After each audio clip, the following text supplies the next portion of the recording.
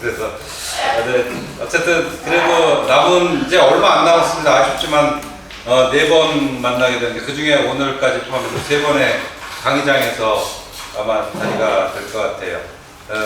아쉬운 시간이니까 시간을 최대한 특별하게 본인상만 아니시면은 이 자리에 오셔갖고 함께 하시면 좋을 것 같습니다. 그동안의 과정이 어떻게 괜찮으셨어요? 네. 아마 우리가 왜 이런 생각도 안 하고 살아왔을까 하는 그런 문제의식만이라도 던져줬으면 저는 작은 일은 아니다, 큰 역할을 했다라고 생각을 합니다.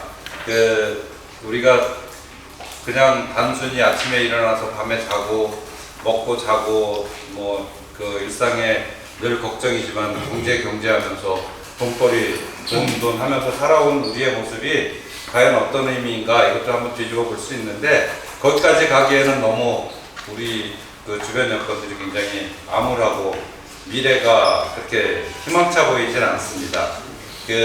엊그저께 저는 이제 저를 아시는 분도 있지만 여기 한사랑병원이라고 한대한역 앞에 있는 한사랑병원의 병원장이에요. 저희는 이제 외과 전문 병원이고 외과라는 거는 이제 수술을 주로 하는 병원입니다. 수술로 치료하는 과가 외과입니다. 그래서 저희는 이제 수술을 늘 하고 있는데 우리 병원 원장님이 한 분이 그 회의 시간인데 헐레벌떡 늦게 왔어요. 그래서 갑자기 집을 나와서 오는데 사이렌이 울려서 큰일 났나 보다 그러고 집으로 튀어들어갔대요, 다시. 그래서 이제 상황을 보고 다시 그때부터 출근하다 보니까 30분 정도 회의 시간에 늦게 돌아온 거예요. 무슨 의도로 그런 일을 하는지는 알겠는데 국민들을 이렇게 우매화시키고 자꾸 그 위기의식을 고조시키고 전쟁 분위기를 만들고 그래서 얻으려는 게 뭔지는 이해는 하겠는데 그것도 해프닝이죠. 어제 그 상황 자체가 되게 비판도 많았잖아요. 사이렌을 울리고 그래서 더 혼동하고 혼란스러웠다 이렇게. 손발이 잘 안 맞는 거죠. 잘 하고 싶은데 도둑질도 손발이 맞아야 한다고 하는데 그게 안 되는 그런 게 어떻게 보면 안쓰럽기까지 하고. 근데 그 이면에 보면은 오늘 손미 선생님도 얘기하겠지만 우리의 상황은 그렇게 웃으면서 넘길 그런 정도가 아니고 전에도 얘기드렸지만 80년대 초반 그거보다도 훨씬 더 아주 합법을 가장한 폭압적인 상황이 지금 우리가 처한 상황이 아닌가 이런 생각을 합니다. 하루하루가 이렇게 밝고 우리의 앞으로 내년 또 5년 뒤 10년 뒤가 의미 있겠구나 밝겠구나 이런 생각을 전혀 못하면서 하루하루를 살아가고 있다는 게 정말 좀 괴롭고 힘든 나날이기도 합니다.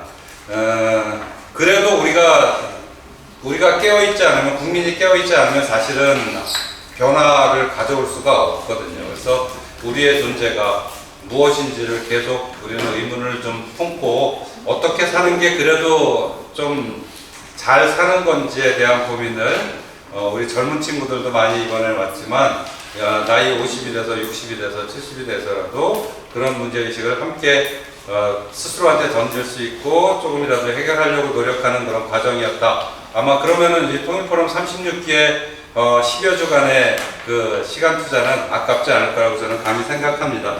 오늘도 이제 이번에는 다음 주에는 그 디아스포라에 대해서 또 오늘은 이제 제일조선인학교 우리 학교에 대해서 보는데 기존에 우리가 갖고 있었던 역사의식 우리의 존재에 대해서 좀 우리가 몰랐던 걸 갖다가 문제 제기를 했다면은 실제 그 주변에 우리가 늘 굉장히 중요한 우리 동포기도 하고 그런데도 우리는 알지 못하고 그런 사람들이 있는지에 대해서도 모르는 것만이 아니라 아예 관심조차도 못 갖고 있는 그런 상황이거든요. 그래서 정말 이 강의를 들으면서 우리가 이렇게 살아도 되나 이렇게 느끼는 분들이 꽤 돼요.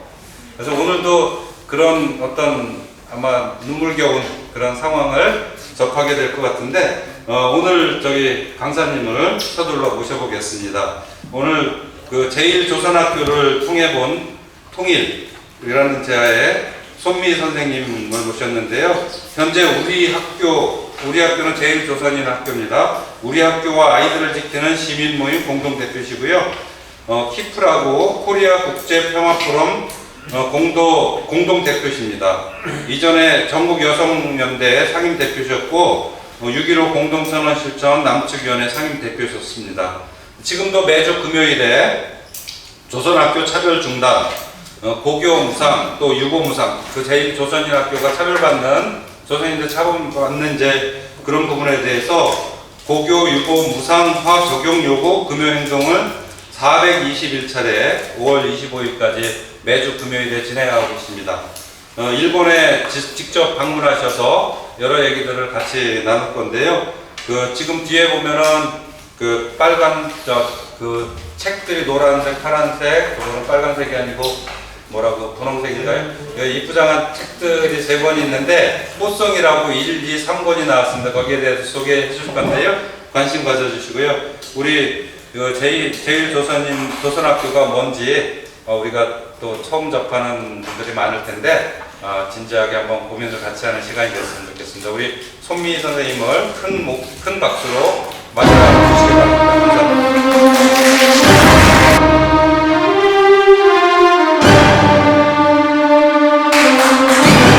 근데 사실은 영상을 보고 나면 제가 별로 설명할 게 없어요.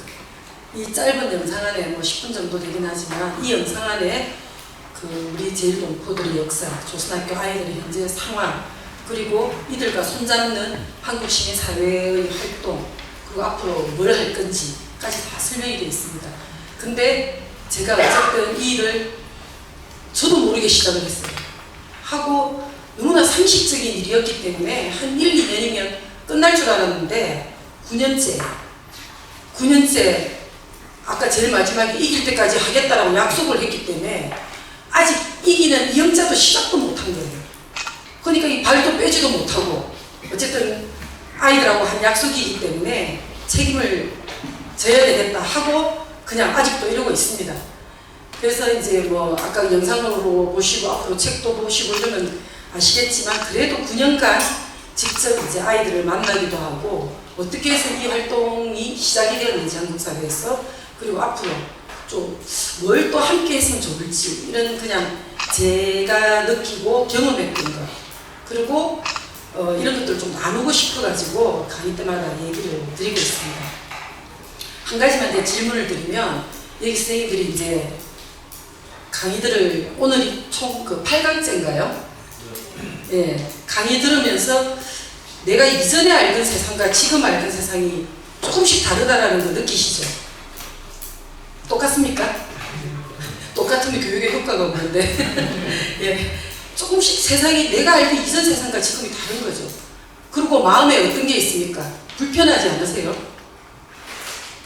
이런 세상에 이걸 알고 모른 척 해야 되는, 모른 척 하면 내 마음이 불편할 것 같은 거예요. 그러니까 알면 실천을 해야 되는 거잖아요. 그러니까 마음에 이제 부담이 자꾸 생기고 있어요. 어떤 의미에서는 내가 이걸 왜 들었던가, 잘 먹고 편안하게 살 수 있는데 내가 왜 들어가지고 이제 발도 못 빼고 이제 심리적으로 상당히 이제 무거운 이런 게 되는 거죠. 근데 전국 각지에 몇 년 동안이나 이런 움직임들이 계속 있었기 때문에 이 세상이 조금씩 바뀌어가고 있다고 저는 생각을 합니다. 먼저 경험한 사람이 자기의 경험을 또 더 많은 사람하고 나누고 또 더 불편하게 만드는 사람들 간의 연대, 그리고 행동, 실천, 이런 것들이 우리가 살아가는 이 세상을 그나마 조금씩이라도 변화 발전시키지 않을까, 이런 마음에서 저는 안산에 여기 올 때도 그렇고 이제 전국으로 이렇게 좀 다니면서 저의 경험을 말씀을 드리고 있는데 그런 거죠. 저와 똑같은 불편한 사람을 한 명이라도 더 만들어야 되겠다. 이것이 내가 할 일이다. 그냥 그러고 다니는 겁니다. 그래서 제가 경험한 거를 그냥 리얼하게, 저는 지금 혹시 제 얘기를 알아들을 수 있겠습니까? 네. 의향이 아주 세죠. 네, 부산 사람입니다. 그 말도 빠릅니다. 늦게 하려고 이렇게 천천히 하려고 하는데 잘 안 됩니다. 근데 제가 얘기합니다. 부산 사람이고 말은 빠른데 발음은 똑똑하죠. 네. 듣기 괜찮죠? 네. 예, 그냥 그대로 제식대로 수다 떨듯이 그냥 그렇게 말씀드리겠습니다.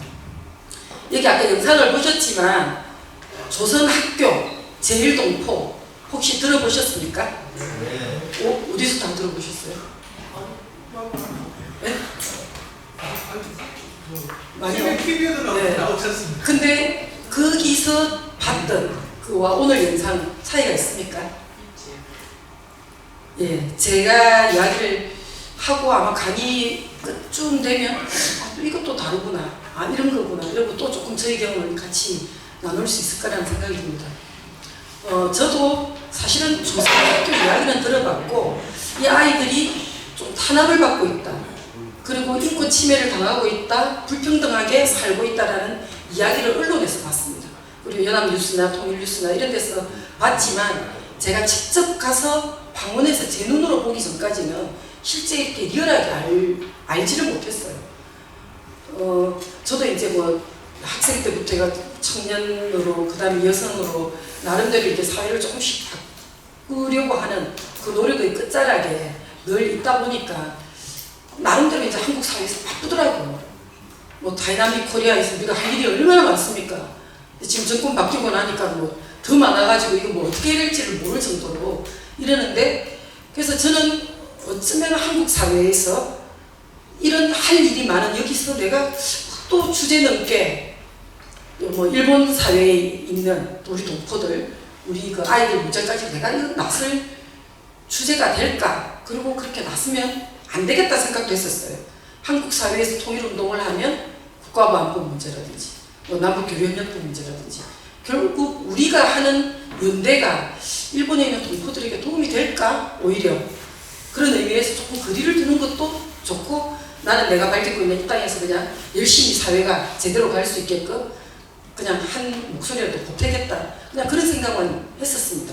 근데 아까 그 상임 대표님께서 제 경력 속에 전국 여성연대 상임 대표를 했다라는 이야기를 하셨는데, 제가 이제 여성단체에 일을 하다 보니까 얼마 전까지 막 시끄러웠지만 지금 이제 좀 바로 잡히고 있는데, 정대협, 정의연 들어보셨죠? 일본군 위안부 할머니들 그 문제를 함께 해결하려고 하는 정대협 시절에 저도 여성단체였기 때문에 대외협력위원장 일을 했었습니다. 그래서 북에도 조대련이라는 북도 할머니들이 끌려가서 계신 거죠. 남도 있고. 그래서 북과 남에 같이 있는 일본군 위안부 할머니들의 연대 운동을 할 수 있는 이런 역할을 해야 되겠다 하고 이제 뭐 제안이 와서 함께 했었는데, 이런 이제 그 정대협 활동을 하다 보니까 일본으로 갈 수 있는 이런 기회가 생긴 겁니다. 그래서 일본의 역사 NGO 포럼이라는 데 이제 참가를 하게 된 거죠. 그래서 일본과 한국의 역사 문제, 현재의 문제 이런 거를 하는 시민사회단체인데 포럼이 있었습니다. 그래서 뭐 거기는 저는 이제 일본군 위안부 할머니들 문제를 사실은 간 거죠. 근데 가서 보니까 한국에서는 역사 교과서 왜곡 문제, 그리고 강제징용 문제, 그 다음에 강제 노동자 문제, 뭐 이런 데가 이제 쭉 있는 거예요. 그리고 일본에서도 한국 사회와 함께 연대하는 일본 단체의 분들이 쭉 오셨어요. 그리고 기억이 되시는 거 보니까 제일 마지막에 유보도 무상화도 함께 파이팅 했던 그분들이 다 일본 사람들입니다.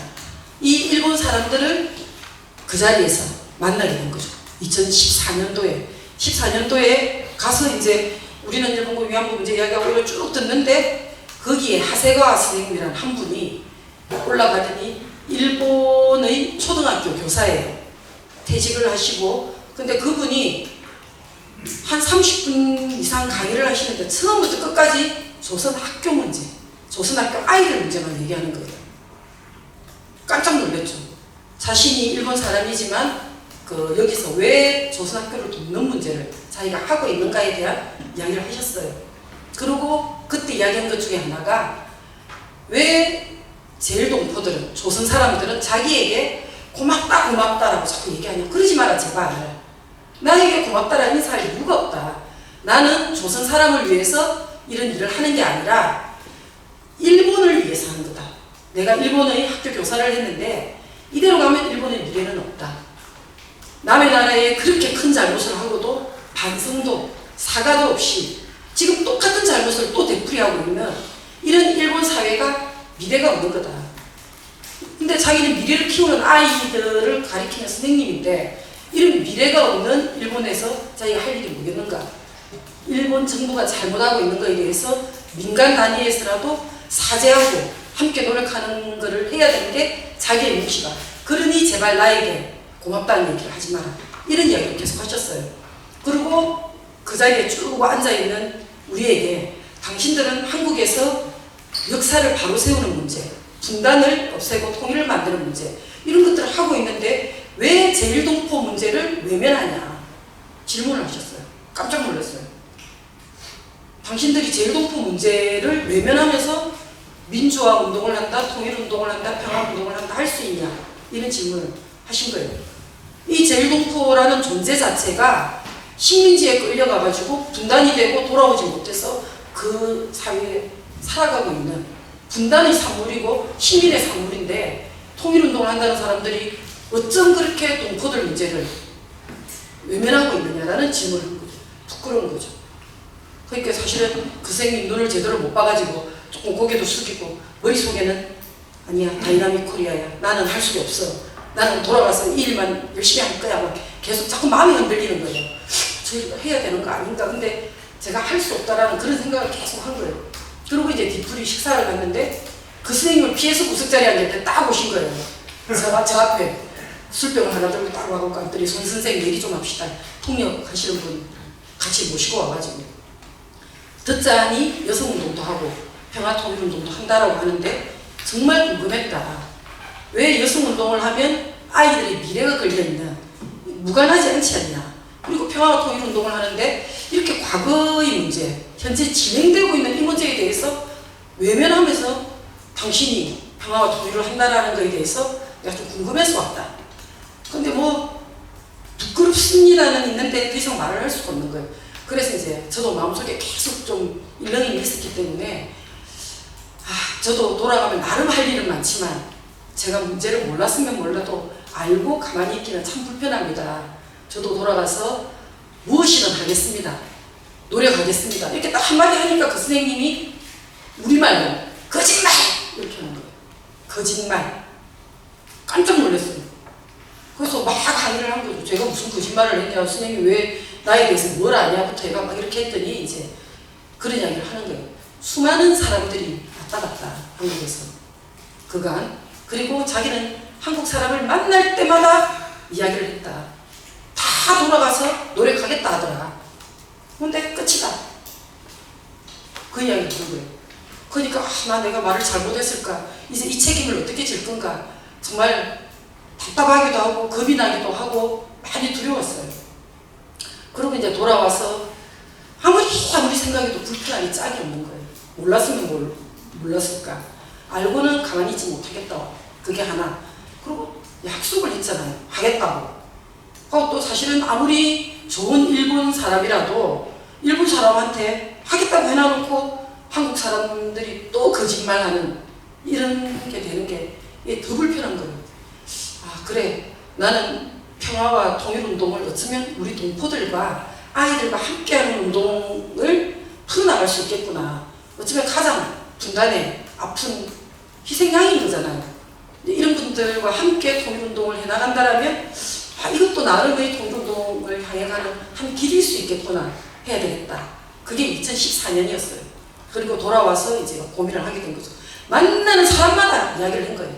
이런 일이 있더라, 아이들이 이렇게 하더라, 어쩌더라, 저쩌더라, 막 이런 이야기를 하니까 이제 사람들이 이제 몰랐다가 알게 되니까 아니 어떻게 이럴 수가 있냐. 더구나 아이들의 배울 권리를 없애는 거잖아요. 아이들이 그렇게 자기한테 뭐 다른 큰 요구가 있는 것도 아니에요. 배울 권리를 달라고 하는 이 아이들한테 그 권리를 주지 않고 차별하고 침해하는 거죠. 그래서 이제 만나는 사람마다 얘기를 하니까 이거는 뭐 너무 호응이 너무 좋은 거예요. 그래서 저는 시민단체 활동을 하다가 제가 그때 들은 생각은 이 세상에서 대한민국에서 가장 큰 조직이 만들어지겠구나 이 생각이 들었어요. 민주노총을 찾아가고 한국노총을 찾아가고 전국농민회를 찾아가고 여성농민회를 찾아가고 뭐 이렇게 시민사회단체들 막 찾아가니까 다들 너무 좋다는 거예요. 꼭 필요하다. 한번 만들어보자. 그래서 2014년 1월, 2월, 3월 동안 막 바빴어요. 야, 이거 큰 조직이 만들어지겠구나. 막 이렇게 가고 있는 딱 중간에 우리 현대사에서 정말 너무나 큰 아픔이 2014년 4월 16일. 뭐 안사는 더 말할 나위 없이 더 이렇게 피부로 느낀다라는 생각이 듭니다. 온 국민이 보는 앞에서 그 아이들이 깔아앉고 있는 거 우리가 다 봤잖아요. 사회가 그렇게 돌아가니까 여기에 있는 아이들이 그런 상황을 당해서 억울하기도 하고 이걸 바로 세우려는 노력을 하는 이런 와중에 일본에 우리 아이들이 있습니다. 이 아이들을 위해서 뭐 함께 합시다 말을 할 수가 없는 거예요. 이렇게 미뤄지고 저도 그때 여성연대 대표일 때는 같이 그 세월호 단식농 성당에서 같이 단식도 하고 안산에서부터 같이 걷기도 하고 뭐 저도 나름대로 함께는 하는데도 마음속에는 이 약속을 한 걸 어떻게 할까는 늘 남아있는 거예요. 근데 세월이 자꾸 시간이 자꾸 가는데 어느 날 통일뉴스에 보니까 아까 그 장면 봤던 거 문부과학성 일본 우리로 따지면 교육청이죠. 그 앞에서 배울 권리를 달라 차별하지 말라 이 메가폰 들고 막 하고 있는 이런 장면들이 나왔어요. 그걸 딱 보고 나니까 아니 내가 너무 큰 조직을 만들겠다 생각은 버려야 되겠다. 이거는 몰랐던 사람들이 한 자리에 모여서 자그마한 조직이라도 빨리 만들어야 되겠다. 그리고 이 목소리를 좀 내야 되겠다. 이런 생각이 좀 들었습니다. 그래서 2014년 6월 13일에 그나마 뜻이 있는 몇몇 단위들이 모여가지고 아까 그 사진에 나와 있는 6월 13일 우리 학교와 아이들을 지키는 시민모임이라는 걸 만들었습니다. 시민모임을 만들 때 보통은 조직을 만들면 제일 앞에 누구를 세웁니까? 그 조직은 한국 사회에서 어쨌든 조직을 만든다라는 거는 탄압이 예견되는 거죠. 정권에 박근혜 정권 되니까 정권에 반대하는 정권이 잘못하고 있는 것을 지적하는 또 바꾸는 이런 행동들이기 때문에 탄압에 이길 수 있어야 된다. 그러려면 우리의 공동대표는 탄압에 이기는 제일 첫 번째 누구겠습니까? 종교인. 종교인 중에 제일 표시 많이 나는 사람. 스님. 머리카락도 없고 도포자락 휘날리고 그리고 뭐 가족도 없고 어차피 뭐 이 속세를 떠난 분들이니까 탄압 받더라도 앞에 나서 주십시오 이러면 나서시는 거죠. 그래서 실천불교 성가에 스님을 모셨고 그 다음에 그 정연에서 같이 일하던 우리 그 옥정평이라는 조직의 목사님을 또 여자 목사님 모시고 제가 이 성단체 대표로 3명이 이제 공동대표 된 거죠. 지금 이제 몇 년 세월 흐르다 보니까 농민들의 조직, 아까 그 영상에 아이들 노래 부를 때 나왔던 게 농민들이거든요. 그래서 가장 탄압이 있을 때 제일 앞서는 게 농민들이었습니다. 농민들이 조선학교 가면 문제 생긴다더라고. 그래? 그럼 우리가 가보자. 그럼 뭐 탄압받지 뭐. 싸워보지 뭐. 이러고 갔던 분들이거든요. 그래서 이제 지금은 농민의 전국 그 전농의 그 의장님이 공동대표이기도 하고 아이들 교육의 문제이기 때문에 정교조의 위원장이 같이 공동대표이기도 하고 지금은 이제 이렇게 됐지만 첫 시작은 그렇게 했습니다. 그래서 6월 13일 날 조직을 만들었는데 또 사람들이 이야기합니다. 6월 13일이 무슨 날입니까? 미선이 효순이가 미군의 장갑차에 깔려서 죽은 날이에요. 그러니까 어떤 사람은 왜 이렇게 가슴 아픈 날 조직을 또 만드냐 이런 질문도 했어요. 근데 한번 여기 계시는 분들도 한번 돌이켜 보십시오. 달력 하나 꺼내고 1월 1일부터 12월 31일까지 한번 쭉 보십시오. 분단의 역사에서 아프지 않은 날은 단 하루도 없습니다. 다 양민들이 학살되고 끌려가고 현장의 이슬로 사라지고 길 위에서 죽어가고 세상을 조금이라도 바꿔보겠다고 했던 모든 날들이 다 투쟁의 날들이고 그 투쟁의 날들이 우리 현대사입니다. 그래서 6월 13일 날 아프게 결성은 했지만 딱 2가지만 하기로 했습니다. 뭐 큰 조직이 된 것도 아니고 상근자가 있는 것도 아니고 저도 여성연대 대표를 하고 있었기 때문에 딱 2가지만 하자 했어요. 알리자 했습니다. 저도 몰랐지 않습니까? 몰랐다가 알고 나니까 마음이 바뀐 것처럼 알리자. 그리고 가보자. 그때 당시에 조선학교라는 데를 가는 거는 국가보안법 위반이니 남북교류협력법 위반이니 이런 이야기가 오갈 때입니다. 그러니까 그래? 그리고 우리가 조선학교를 가서 처벌 한번 받자. 처벌받아서 이걸로 한번 싸워보자. 이거는 여론에서도 그렇고 우리가 충분히 이길 수 있을 것 같다. 어차피 통일운동하면 끝은 감옥 아닙니까? 그죠? 열심히 하면 할수록 세상은 나아지고 열심히 하면 할수록 노동조합 운동을 하면 할수록 자기 권리가 생기는 거죠. 요즘이야 이제 뭐 건설로조 보니까 열심히 하면 할수록 탄압인데, 근데 우리 현대사 분단의 역사에서 열심히 하면 할수록 마지막은 감옥인 거는 결국은 통일운동입니다. 그래서 6.15가 있고 14가 있고 4.27이 있을 때만 해도 뭔가 통일운동하면 좀 세상이 달라질 줄 알았는데 다시 도로묵 다시 왔잖아요. 이제 다시 또 시작을 해야 되는, 저는 이런 시점에 놓여있다 생각이 드는데, 이렇게 이제 시작을 하게 된 겁니다. 그리고 첫 해 학교를 가본 거죠. 처음에 이제 알리자 했을 때는 막 집회가 있는 거, 모임이 있는 거 다 가가지고 조선학교를 아십니까? 아이들이 차별을 받고 있습니다. 서명 받는 거라고 하고 있습니다. 그 서명지를 다 들고 다니기도 하고. 그러고 이제 첫 해 학교를 딱 갔는데, 아까 영상에 나왔던 문부과학성 앞에서 그 아이들이 그 메가폰 들고 구호를 외치는 그 자리에 가게 된 겁니다. 그래서 그 아이들이 그 자리에 서게 된 거는, 그 아이들은 조선대학교 학생입니다. 일본에는 유치원부터 소학교, 중급학교, 고급학교, 대학교까지 우리 동포들이 조선학교를 만들어가지고 쭉 가지고 있는 거죠. 근데 거기 안에 이제 조선대학교 학생들이 자기가 고등학교 때 고교무상화에서 제외가 된 거예요. 고교무상화는 뭐냐면 2010년에 일본의 모든 고등학교를 무상화를 시키는데 조선학교만 제외를 시켜버렸어요. 외국인 고등학교까지 포함하면 44개인데 조선학교가 10개예요.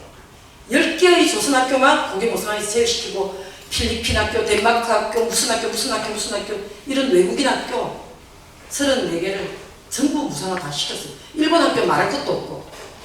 그러니까 너무나 억울하잖아요. 세금 똑같이 내고 의무는 다 하는데 권리는 없네. 그게 국가하고 관련이 있다라고 얘기를 하는 거예요. 그리고 조선학교에 무상화 시키면 이 돈을 모아서 그 돈이 누구로 간다. 말도 안 되는 이런 논리로 아이들 교육을 침해를 한 거예요. 그러니까 억울해서 견딜 수가 없는 거잖아요. 그러니까 재판소가 있는 곳, 도쿄, 히로시마, 오사카, 아이치, 나고야에 있는 아이치, 그 다음에 후쿠오카, 여기는 재판소가 있는 곳들입니다. 이 재판소에서 아이들이 재판을 시작을 했던 겁니다. 재판을 하고 여러 일본 사람들이 함께 조선학교 재판을 지원하는 모임, 그리고 고교 무상화 전국 연락회, 이게 전국에 10군데 정도가 만들어진 거예요. 이 일본 사람들이 우리 동포들과 아이들과 학부모들과 함께 계속 싸우는 거예요. 근데 그 싸움하는 와중에 그 싸움이 계속 길어지고 있고, 이 아이들은 고등학교도 졸업을 해버린 거예요. 조선대학교로 갔어요. 근데 어느 날 보니까 자기 후배들이 여전히 고교무상화에서 제외되고 싸우고 있는 것을 보게 되니까 조선대학교 아이들이 우리 때 좀 더 열심히 싸웠더라면 이런 일은 없지 않았을까. 그 이야기를 하면서 아이들에게, 자기 후배들에게 힘을 주기 위해서 우리가 데모라도 좀 해야 되겠다. 요구라도 해야 되겠다. 한 게 금요행동입니다. 그래서 일본의 조선대학교는 서쪽에 너무 떨어져 있으니까 우리가 흔히 이제 조선 학교 이야기를 들으면 버스를 타고 전차를 타고 이런 노래가 있습니다. 버스 타고 전차 타고 이제 오는 거죠. 와가지고 점심 급하게 먹고 도착하면 4시입니다. 아까 그 집회하는 금요행동이 4시에 이루어집니다. 그리고 1시간 동안 열심히 얘기하고 다시 버스 타고 전차 타고 가서 늦은 저녁을 먹고 잠자야 되는. 금요일이 다음날이 토요일이기 때문에 부담이 없으니까 이제 금요일마다 시작하게 된 거죠. 처음에는 조선대학교 아이들이 시작을 했고, 조선대학교 아이들이 시간 될 때만 시작했던 게 금요행동이었습니다. 근데 마침 우리가 방문했을 때 그 금요행동에 참여하게 된 거죠. 근데 비가 부슬부슬 오고 막 하늘 속에서 아이들이 막 구호를 외치고 있었습니다.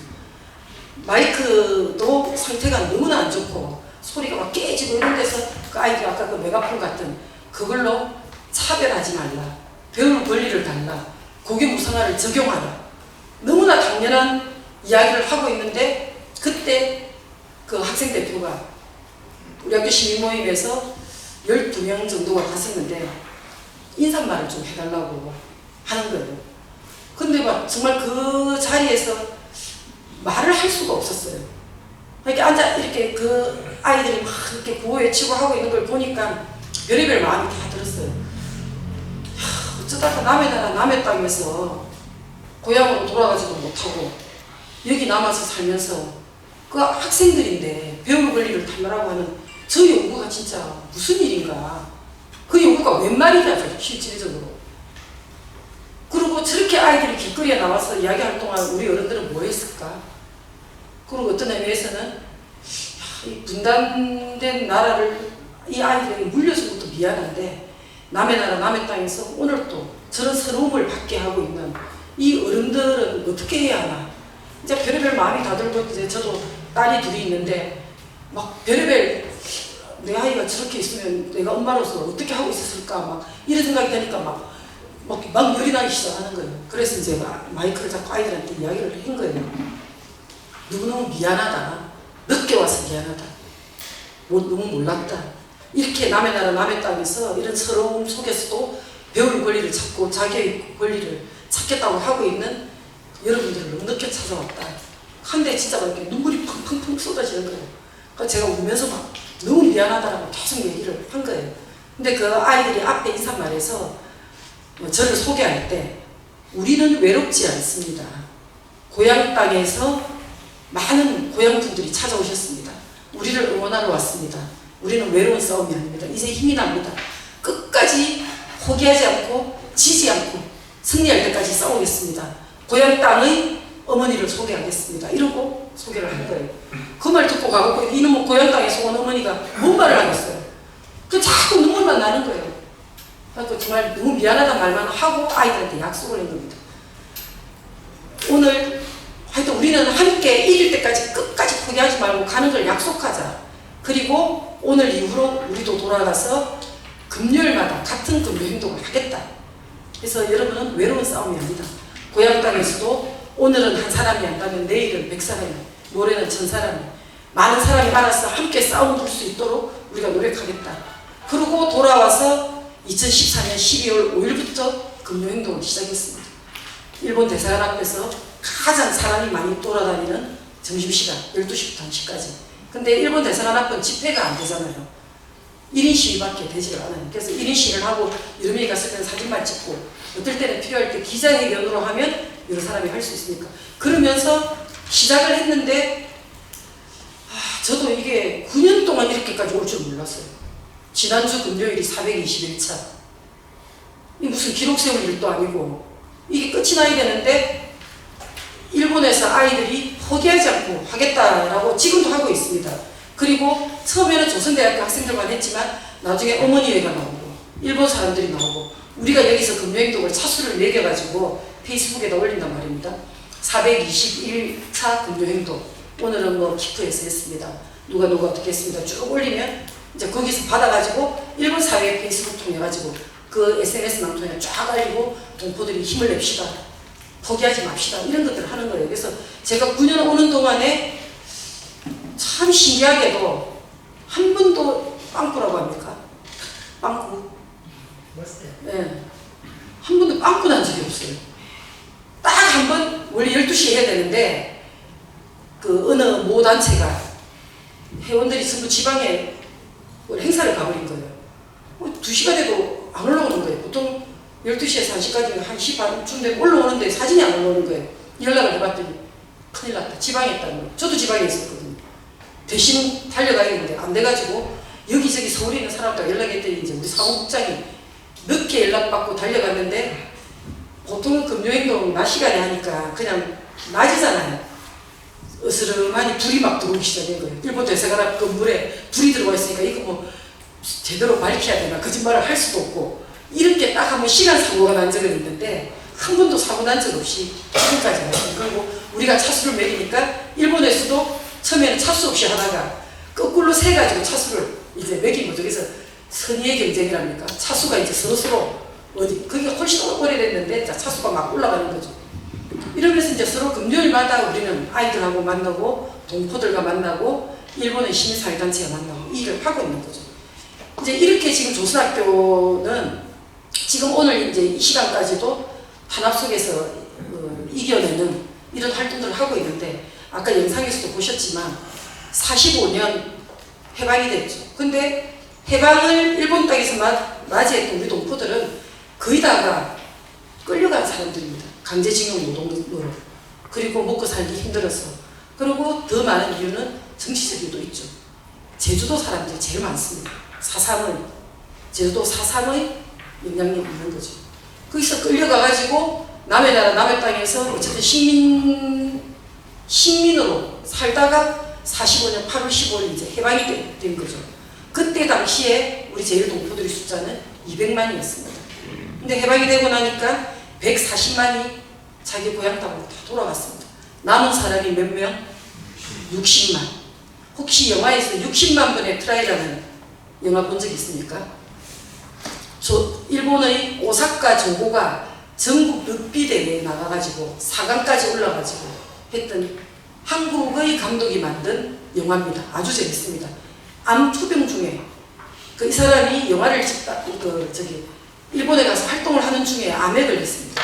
근데 자기가 다 죽게 된 거를 일본의 동포 어머니들이 자기 집으로 데려와서 간호해가지고 살려냈습니다.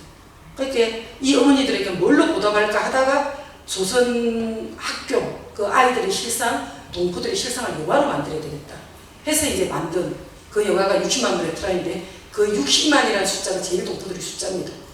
60만 명이 빵을 치고 솟구친다는 럭비 용어이기도 하지만 동포들이 함께 이기겠다라는 그 의지의 표현이 60만입니다. 이 60만 명이 남아있는 거죠. 60만 명이 남아서 제일 먼저 뭘 했겠습니까? 우리 민족이 참 재밌는 민족이에요. 3명만 모이면 조직을 만들어요. 45년 해방되고 45년 10월이 되니까 조련이라는 제일조선인 연맹, 조련이라는 조직을 딱 만드는 거예요. 그리고 그 조직이 제일 먼저 한 일이 또 뭐겠습니까? 국어 강습소를 만드는 거예요.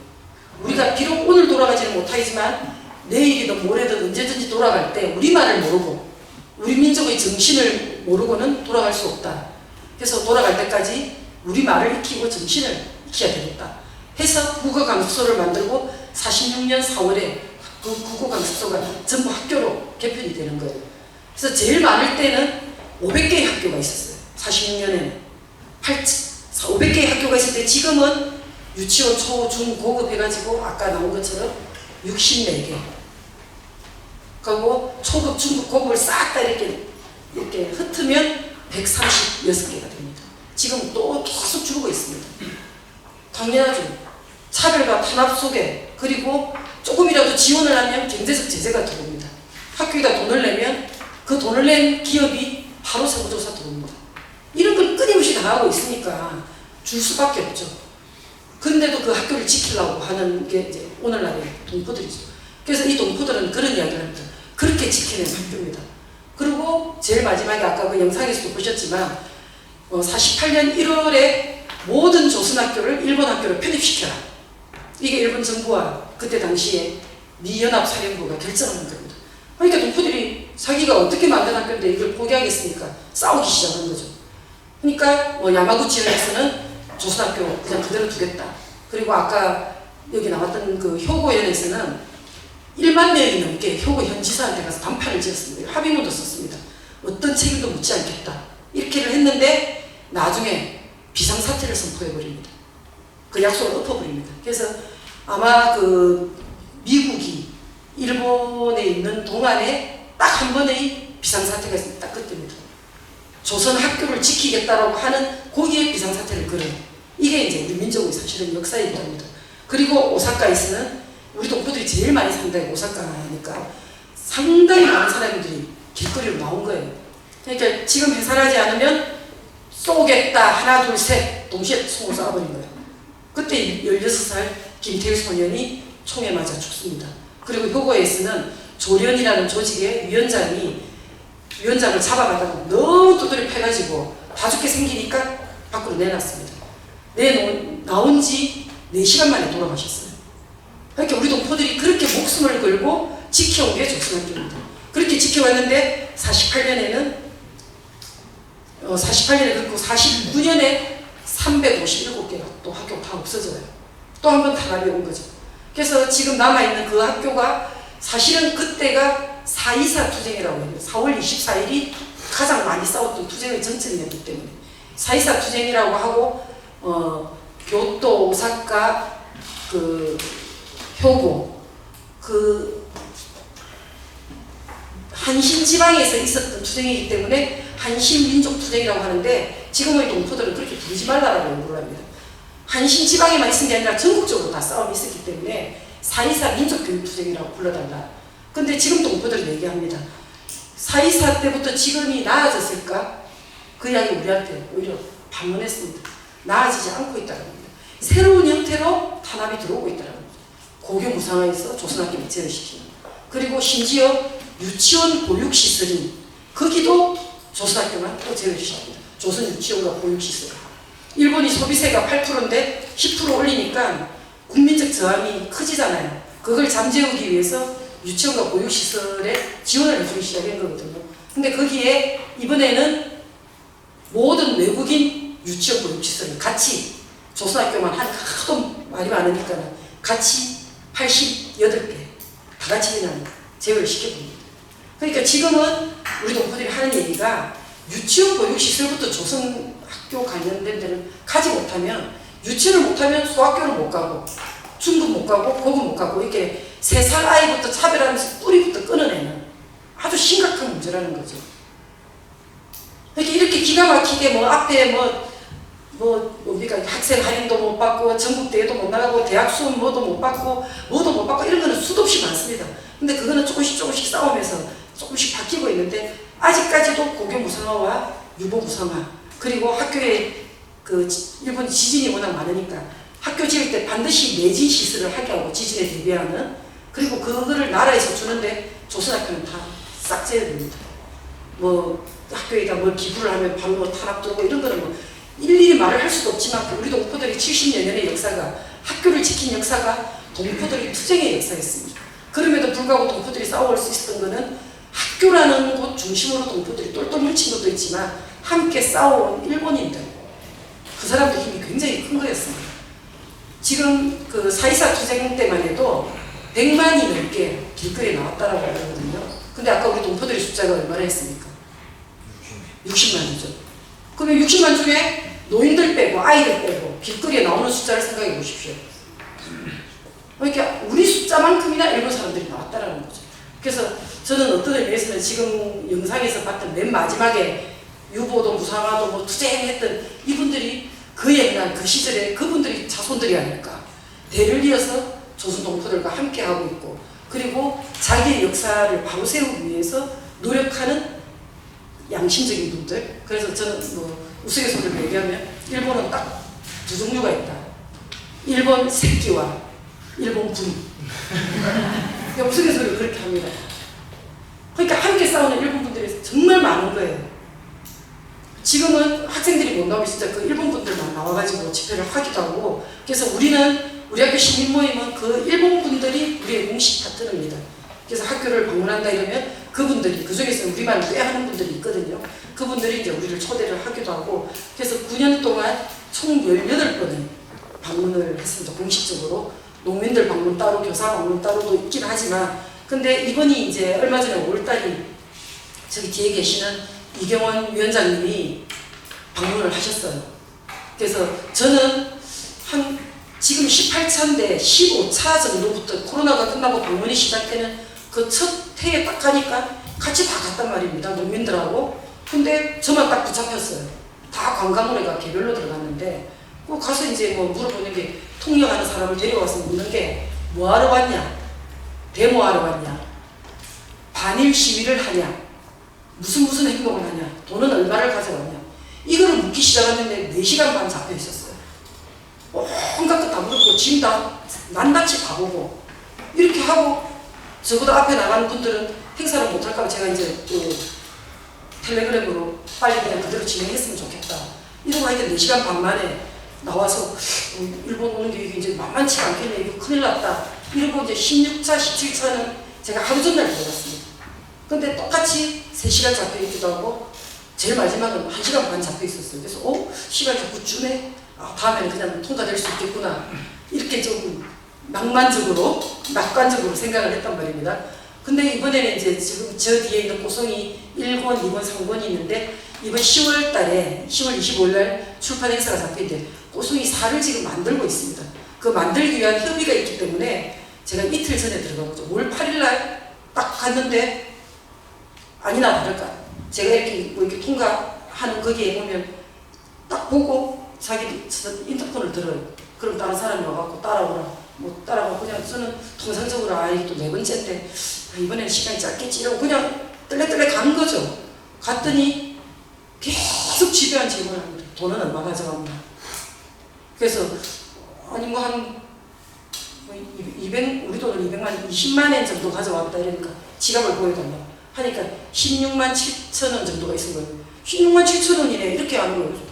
200만 원 아니야 야 이러니까 지구끼리도 또 웃고 그래서 분위기도 그렇게 나쁘지 않았는 거예요. 그래서 저는 그냥 그렇게 되는 것 같다라고 했는데 나중에 정말 한 2시간 동안 한 사람이 계속 뭐하러 왔냐 그 다음에 어디를 갈 거냐 어느 호텔에 묵냐부터 표를 보여주고 초청장도 보여주고 이제 그 다음 혹시 못 들어갈까봐 일본의 종교단체인 ACCJ에서 초청을 했단 말이에요. 자기들 필요하면. 근데 그걸 보여줘도 소용이 없는 거예요. 그 사람이 이제 또 갔어. 딴 사람이 또 온 거예요.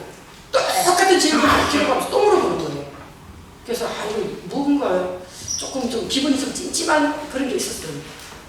하여튼 근 7시간 정도를 조사하고 그때 딱 오더니 당신의 입국을 허가할 수 없습니다. 통지를 딱 보여주는 거예요. 이게 무슨 소리냐 그랬더니 당신이 여기에 왜 왔는지 입증할 자료가 없다. 그래서 아니 온 비행기 있고 돌아갈 비행기 있고 호텔 예약증이 있고 초청장이 있고 이거보다 더한 게 어딨냐 이유가 뭐냐 이러니까 아무튼 우리는 당신을 일본에 들어오게 하기 위해서 상륙 절차라고 하더라고요. 상륙하기 위한 협조를 하려고 하니 협조를 해라. 근데 처음에는 좀 비굴 모드로 여기서 내가 좀 튀면 안 되겠구나 조금 그냥 순진한 척 해갖고 그냥 얼른 가야 되겠다 이 말은 예 알겠습니다. 처음에 그렇게 한 거예요. 근데 좀 지나니까 허가할 수 없다고 하면서 거기 사인을 해라는 거예요. 그래서 느끼면 여기서부터 사인하면 이제 몰리는 거고 어차피 딱 판을 보니까 이거 못 들어가는 게 결정사항이구나.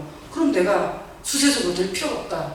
그때부터 이제 소리 지르게 되고 난리를 친 거죠. 난 사인 못한다. 변호사 데려와라. 당신들이 안 데려오면 내가 변호사 부르겠다. 그리고 이제 여기 아까 있었던 산호 선생님이라고 우리말을 좀 하는 교수예요. 그 교수를 변호사님 이러면서 전화를 한 거예요. 지금 제가 잡혀있어가 어쩌고 이러니까 거기 깜짝 놀래갖고 힘들지만 조금 싸워주세요. 변호사들과 의논하겠습니다. 거기서 이제 난리가 난 거죠. 그 다음 이제 행사에 또 사람들 와야 되는데 그거 막 한대 소리 지르고 뭐하고 이렇게 또 서류를 가지고 온 거예요. 그러더니 이제 입국 허가할 수 없고 이렇게 통보한 거를 들었다라고 사인을 하라는 거예요.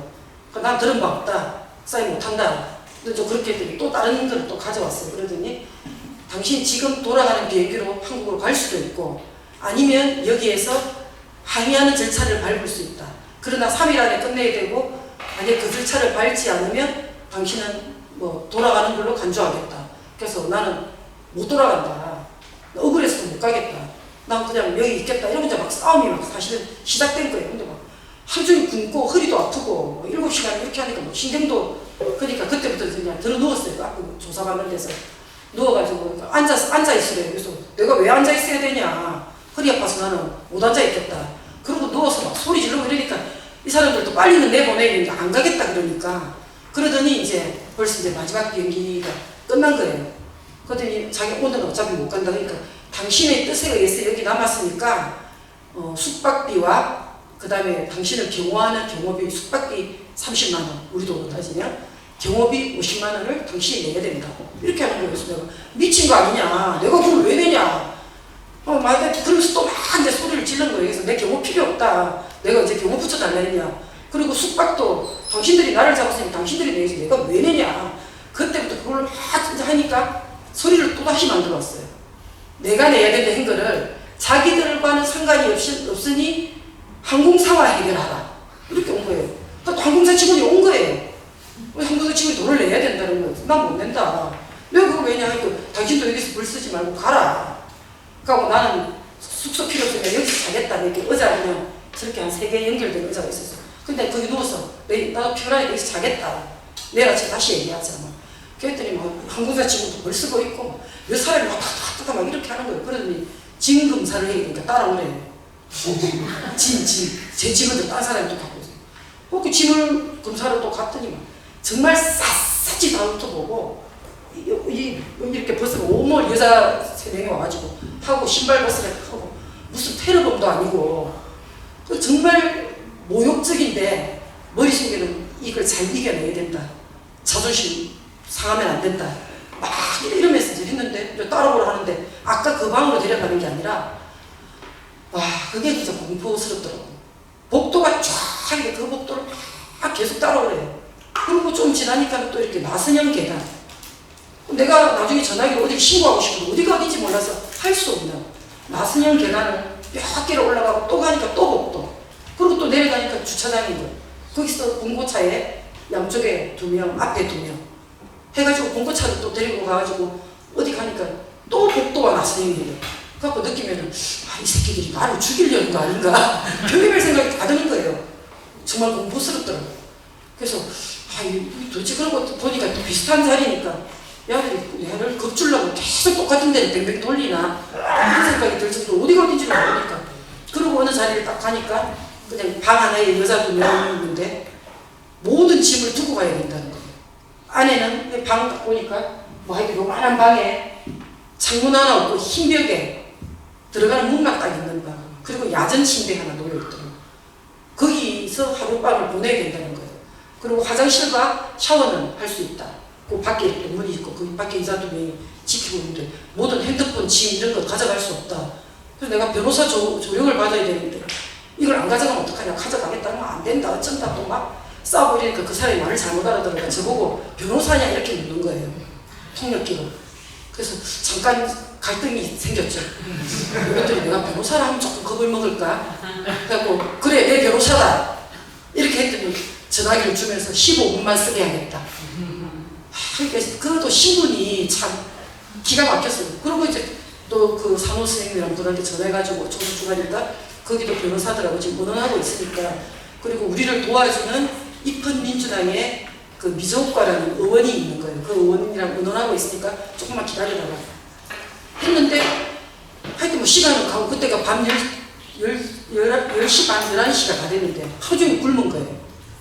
너무 배도 고프고 이제 제가 얼마 전부터 이제 뭐 고혈압 당뇨약을 먹고 있어가지고 이러다가 난 쓰러지면 이게 이제 끝장나는 거다 싶으니까 약을 먹어야 되는 것 같아서 나 약 먹어야 되니까 밥 갖고 와라. 그랬더니 밥은 네 돈으로 사야 된다 이러는 거죠. 내 돈 줄게 사온나. 이렇게 했더니 도시락이 왔는데 그냥 흰밥 위에 닭튀김 3개 딱 올려진 게 왔는데 넘어가지가 않는 거예요. 그거 먹어야 되는데 그 와중에도 먹고 살라고 일본에 갈 때 선생님들 선물로 김을 워낙 좋아하시니까 깡통에 들은 김을 사갖고 갔거든요. 그래서 제가 이제 밖에 나가지고 짐 있는 데 가니까 뭐 하는 거냐 그래서 김 가지러 왔다. 그렇게 그 사람들이 또 자기들끼리 막 보고 있어요. 그래서 속으로는 저것들이 나를 십수미로 할까 막 고민이 막 드는 거예요. 근데 어쨌든 깡통에 김 하나 들고 와서 먹는데 세상에 어쩜 사람이 염치가 그렇게 맛이 있는지 기가 막힌 거예요. 그 와중에 그 밥을 먹는데 왜 맛있냐 말이에요. 그 먹으면서도 처음에 허겁지겁 먹다가 나중에는 자존심이 너무 상하는 거예요. 이 와중에 내가 이걸 어떻게 맛있다고 이렇게 느낄까. 너무 자존심이 상하는데 막 식은땀 들질나고 이러니까 깝깝한 거예요. 뭐 흰 벽에 이렇게 있다가는 사람이 막 이상하더라고요. 그래서 그래 샤워는 마음대로 해라니까 샤워를 3번 했어요. 막 정신 좀 차리려고. 그러고는 이제 거기서 잤는데 두 번째 기가 막힌 거는 그 야전 침대가 왜 편한지. 잠은 안 오는데 편한 거예요. 그래서 하여튼 별의별 경험을 다한 그 방문을 이번에 했었습니다. 그리고 그 다음날 나오니까 뭐 지금 돌아가든지 어쩌든지 뭐 알아서 판단해라 어쩌라 이러는데 그 일본 쪽에 연락을 해보니까 한번 그렇게 잡히면 방법이 없다는 거예요. 잡히기 전에 뺄 수는 있지만 잡히고 나면 방법이 없으니까 그냥 돌아가는 게 좋겠다. 그리고 지금 일본에 정말 심각한 문제가 외국인 노동자들이 들어와가지고 그런 수용소에 갇혀가지고 죽어가는 사례가 자꾸 생기는 거예요. 어떤 여성이 공황장애가 있어서 약을 먹어야 된다 했는데 무시하고 근데 그 여성이 죽었어요. 그리고 인권에 관한 영화가 나는 인간이다 이런 인권 영화가 계속 만들어지고 있단 말이에요. 그러니까 우리 동포들이 이제 동포 사이가 난리가 난 거예요. 손미 대표가 잡혀가 하룻밤을 거기 있다니까 자기들끼리 그 다음에 이제 전화기를 받고 보니까 난리가 났어요. 대표님 돌아가야 합니다. 일본의 인권은 뭐도 아닙니다. 돌아가십니다. 여기 있다가는 죽어요. 빨리 한국으로 가세요. 막 동포들이 계속 아는 분들이 메시지를 보낼 정도로 이런 별의별 경험을 하고 이제 온 게 지금 얼마 전에 5월 8일 날 갔다가 9일 날 돌아온 그 뒤에 이제 우리 이경환 위원장님은 잘 갔다 오셨죠? 네, 저는 너무 궁금해가지고 메시지를 보냈습니다. 위원장님 잘 다녀오셨습니까? 뭐 좋았지요, 어쨌지요. 제가 10문장 딱 보냈는데 뭐라고 왔겠습니까? 네, 어디 가셨어요? 와, 한마디 네. 더 궁금해서 물어볼 수도 없는 거예요. 저래 말하는 사람인 줄 몰랐어요. 하여튼 뭐 저는 그러고 있는 동안 저분은 잘 다녀오셨습니다. 그래서 그 가서 만났던 생생한 이야기는 앞으로 저분에게 저는 할 이야기가 없는 거죠. 저분에게 들으시면 됩니다. 네, 이렇게 이제 우리 동포들이 지금 하고 있고, 그리고 아까 앞에 상임 대표님이랑 잠깐 이야기하면서 윤 정권이 오니까 일본도 그렇고 이게 좀 달라지고 있는데, 앞으로 어쨌든 우리 학교 시민모임 이 일을 하려면 일본은 왔다 갔다 해야 되고 책도 만들어야 되고, 근데 이게 이제 이렇게 막히는 시초가 됐으니 앞으로 일본 가지 않으면서 일을 하는 방법을 찾아야 될까? 아니면 다음에 패키지 관광으로 갔다가 푹 일을 보고 들어올까? 뭐 별의별 생각이 다 드는, 그래서 방법을 찾고 있는 중입니다. 그래서 이번 8월에도 사실은 지금 꼬송이 책을 만들러 협의가 잡혀 있는데 움직이지도 못하고 하여튼 뭐 이러고 있는 상황인데, 지금 이제 아까 그 조선학교 아이들, 여학생들이 가방이 너무 무겁습니다. 원래 교복이 치마 저고리인데 치마 저고리를 입으면 칼질을 당하고 습격을 당하고 밀침을 당하고 이러니까 아이들이 치마 저고리를 입고 다닐 수가 없습니다. 그래서 학교에서 아이들의 안녕 문제, 건강 문제, 그 다음에 안전 문제 이런 거를 고려해가지고 제2의 교복을 만들었습니다. 일상복을 입고 다니고 치마 저고리를 가방에 넣어서 학교 안에 들어와서 가라는, 이게 도대체 무슨 일입니까?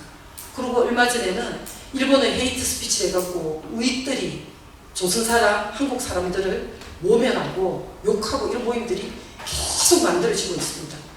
그 속에는 그 아까바네라고 우리 동포들이 많이 살고 있는 전철에 현수막에 JR이라고 써진 그 밑에 조선인을 죽이는 모임, 이런 것들이 버젓이 붙어 있다는 거죠.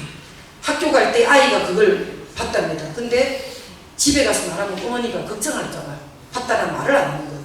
그리고 전철을 타고 통학을 하는데 발을 어른이 와가지고 딱 밟아가지고 이렇게 막 부볐대요. 소학교 3학년짜리 아이 발을. 이 아이가 막 소리를 질렀는데 더 기가 막힌 건 아무도 말리지가 않았다는 거예요. 얼마나 기가 막히니까. 이걸 아이가 와가지고 엄마한테 이야기를 하고 그 부모가 미치는 거죠. 그러니까 이제 학부모 모임을 해가지고 아이들을 안전하게 어떻게 해야 될까 늘 고민인 겁니다. 지금은 뭐 수업받을 권리를 달라 뭘 하려고 아니라 내 아이가 학교와 집을 무사히 왔다 갔다 하는지 그거 자체가 위험한, 이런 게 지금 일본은 계속 유경화되고 있고, 한국 사회가 일본에 대해서 경계를 안 하잖아요. 신분대 과거의 잘못것을 뭘 그렇게 자꾸 까발리냐 이런 이야기를 대통령이라는 사람이 하고 있는데, 그러니까 일본이 뭘 자기들이 양심 있다고 스스로 알아서 하겠습니까? 그런 시민들 안에 우경화되어 있는 시민들은 더한 거예요. 조선 사람은 항굴해도 되고 무시해도 되고 심지어는 죽여도 좋다고 하는 그런 생각을 가지고 있으니까 그런 무시무시한 사회에 우리 아이들이 지금 놓여 있는 겁니다. 그 속에서 자기의 자존심과 배울 권리와 그리고 민족적 자존심을 지키고 살아가고 있는 이런 아이들이 있다는 것을 여러 선생님들께서 좀 알아주셨으면 좋겠습니다. 그리고 이 아이들이 포기하지 않고 그리고 함께 힘을 내서 끝까지 자기가 생각했던 대로 싸울 수 있게끔 함께 도왔으면 좋겠다라는 거고, 여기에 보면 이제 그 아이들을 제일 잘 만날 수 있는 게 이런 책입니다. 꼬송이, 누구는 그런 이야기 합니다. 꼬송이 이름은 몰랐다가 색깔 예쁜 책. 그래서 저희들은 지금 꿈은 이렇게 어떻습니까? 색깔 너무 이쁘죠? 이렇게 여러 가지 색깔로 10권을 딱 만들 생각입니다. 그럼 이 꼬송이라는 거는 일본의 제일동포 아이들, 조선학교 아이들을 문집입니다. 그래서 학교에서 우리말을 막 가르치는 거죠. 아까 그 영상에서도 제일동포 사세라고 했잖아요. 발음이 조금 듣기가 조금 다르죠. 그게 우리 제일동포식 발음이라고 하는 거예요. 한번 생각을 해보십시오. 아이들이, 동포들이 눈 뜨고 잠들 때까지 우리말을 몇 번 하겠습니까? 집에서는 엄마 아버지는 돈 벌러 가야 되고 집에 있어도 이웃에도 전부 들리는 거 다 일본말입니다. 우리말을 할 기회가 없어요. 학교에서만 유일하게 우리말을 할 수 있는 거예요. 그래서 학교에 가보면 우리말을 쓰자가 그래도 아이들이 일본말이 편하니까 자꾸 일본말을 쓰는 거예요. 우리말을 쓰자 우리말을 쓰자 이게 70여 년 교육 속에서 우리말 쓰는 것도 힘드는데 어느 날 아이들을 글쓰기를 해보니까 말은 되는데 글이 안 되더라는 거예요. 표현이 안 되더라는 거예요. 그래서 이른바 말하는 백일장 그 100일장을 시작한 거예요. 전국에서 1000편 정도가 모인답니다. 이 지금 이제 45년 정도 됐는데 1000편이 모이면 그 속에서 이제 100편 정도를 모아가지고 상을 주기도 하고 뭐 여행을 보내주기도 하고 제일 좋았던 게 뭐 소니 세이코 시계, 소니 캠코더 그리고 이제 이전에 북이랑 관계 좋을 때 평양으로 백두산으로 여행 보내주는 거 이런 정도가 상품으로 있을 때인데 요즘 아이들이 글 쓰는 거 너무 싫어요. 또 안 한답니다. 그때 이제 일본에 있는 그 동포와 또 일본의 그 동포 신문사인 조선신보안의 고송이 사무국이라고 있는데 거기 있는 기자가 이제 한번 보좌해서 갔더니 2018년도였습니다. 4.27 선언이 있고 우리 동포들은 4.27 선언이 있고 나니까 이제 곧 통일이 왔다고 생각하는 거예요. 그리고 정말 아이들이 이쁘고 고운 글들을 고향 땅에 소개를 좀 하고 싶다. 그래서 2014년에서 18년도까지 나온 책을 좀 모아서 예쁜 책으로 좀 만들어줬으면 좋겠다. 하기가 나온 게 이거예요. 2014년부터 18년도까지 가장 최근에 글이죠. 여기 보면 아이들이 뭐 생활 이야기, 뭐 학교 이야기, 어머니 아버지 이야기, 고향 이야기 여기에는 어떤 아이 이름이 호남입니다. 할아버지가 아이 이름을 지을 때 네 고향이 호남이니까 호남을 잊지 마라 해서 호남이로 지어줬어요. 그래서 시절 좋을 때는 그 전라북도 교육감 김성환 교육감이 이 책을 읽게 된 거예요. 보고는 그 호남이를 꼭 초청하고 싶다. 아직 초청을 못했습니다. 초청하고 싶다 이럴 정도로. 그래서 이 아이들 이야기가 되고 여기 안에는 글만 있는 게 아니라 아이들 QR로 노래도 들어가 있고 아이들이 즐겨 부르는 그리고 옆에 이렇게 지금 전시되어 있는 게 이 책 안에 있는 작품들입니다. 그 아이들이 그린 작품, 그림도 있고 사진도 있고 지금 뭐 이렇게 해가지고 쭉 있는 게 이 이제 꼬송이 책입니다. 그리고 이 두 번째는 그 다음에 나온 거는 꼬송이가 처음 시작했을 때 작품을 내서 당선된 사람들 있잖아요. 그 사람들이 40년 뒤에 뭘 하고 있을까? 우리가 9명을 찾아내가지고 인터뷰를 한 게 들어가 있습니다. 춤추던 사람은 여전히 춤을 추고 있고 공부를 하는 걸 좋아하는 사람은 선생님이 돼 있고 각양각색의 모양이 또 나와 있습니다. 이런 거고 제가 이럴 때 제일 신이 나는 그 책장사 같아가지고 그리고 마지막 이거는 우리는 통일로 달려갑니다. 그 제일동포 조선학교 아이들의 가장 많은 거는 통일에 관한 얘기입니다. 조선적이라는 거는 국적이 아니에요. 분류기호예요. 분단 속에서 자기 국적이 없는 거예요. 그래서 자기들은 통일이 돼야만 자기 국적을 찾을 수 있다고 생각하는 사람들이에요. 이렇게 지금 3편이 있고 지금 4편 준비하고 있는 거는 이번 10월에 나올 건데 제가 한국에서도 시민사회단체들이 만들어졌지만 일본에서 함께 싸우는 사람들이 있다라고 얘기를 했잖아요. 그래서 지금 아마 김지훈 영화 감독의 차별이라는 영화가 전국적으로 돌고 있는데 그걸 일본 사람들이 정말 많이 봅니다. 왜? 자기가 나오는 거예요. 자기들이 싸우는 이게 나오니까 일본 사람들이 공동체 상영을 하는 거예요. 그걸 보면서 제목은 우리는 굴하지 않습니다. 조선학교 아이들이 제일 많이 쓰는 게 일 없습니다와 우리는 굴하지 않습니다. 어떤 게 와도 굽히지 않고 싸우겠다. 괜찮다. 이런 게 이제 굴하지 않습니다인데 모든 차별에 맞서 싸우는 조선학교 아이들의 이야기를 이번에 다룹니다. 그리고 그 속에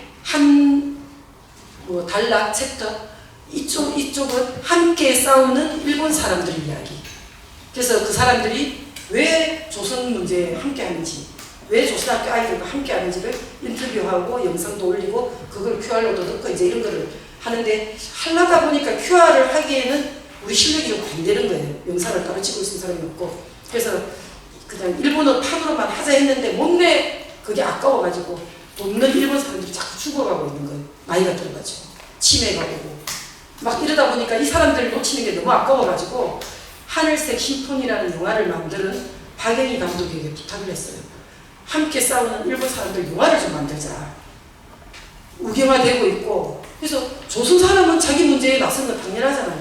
근데 일본 사람들이 조선 문제에 왜 나설까? 100년 전부터 함께 싸워온 일본 사람들의 이야기를 기록에 남기자. 이거 정말 필요한 거다. 다큐 영화를 만들자. 제목은 없습니다. 아직. 함께 싸우는 일본 사람들에 대한 거고 이 인터뷰를 지금 쭉 잡고 있습니다. 각 지역에서 함께 싸우는 사람들. 그래서 이 이야기는 제가 뭐 사람들 만날 때마다 이야기를 해보니까 호응이 너무 좋습니다. 그래서 대박치는 영화가 나올 것 같아가지고 걱정인데 이게 잘 되면 잘 될수록 윤석열 정권과 일본 정부가 또 이게 가만히 있을까 걱정은 됩니다만 이런 것도 좀 준비를 하고 있으니까 그 4편이 나오기 전에 여기 계시는 분들은 1, 2, 3편을 한번 꼭 보시고 그리고 또 하나는 앞에 그 있는 노란 리플렛은 우리 학교 시민모임 소개도 있지만 이런 일을 하고 있는 우리 학교 시민모임의 후원 회원이 되어서 함께 아이들을 보냈으면 좋겠다라는 부탁도 들어있습니다. 그리고 앞에 있는 그 고교무상화 적용이라는 손피켓이 있죠. 이거는 금요일마다 가지고 가시면 됩니다. 금요일마다 아이들 생각이 나면 찍어서 이제 김현주 선생님한테 보내주면 제가 김현주 선생님한테 받아서 금요일마다 올리면 이제 오늘 끝나고 나서 사진 찍으면 내일 422차에 이제 올라가는 거죠. 그리고 그날 금요일에 해당되면 422-1 안산에 있는 어느 선생님이 올렸습니다. 뭐 22-3, 4, 5 제일 많을 때는 여성 농민들에게 12까지 간 적이 있습니다. 하루 종일 뭐 다른 일 할 수도 없을 정도로. 그래서 이게 뭐 좋은 건가 나쁜 건가는 모르겠습니다. 이런 금융행동이 널리 나가는 것은 좋은 일 같긴 한데 이걸 우리가 언제까지 하고 있어야 되는 건지. 근데 딱 하나는 아이들하고 약속. 이길 때까지 포기하지 않고 아이들이 포기하지 않는 한 우리도 하지 않겠다라는 그 마음으로 함께하고 있는 거니까 여러 사회를 바꾸는 거에 힘드시더라도 금요일날 우리 아이들 좀 기억해 주시고 아이를 응원하는 행동을 함께 해주시고 그리고 여기 계시는 선생님들이 또 불편한 또 다른 사람들을 만들어내는 그 일에 함께 해주셨으면 고맙겠습니다. 예, 마치겠습니다.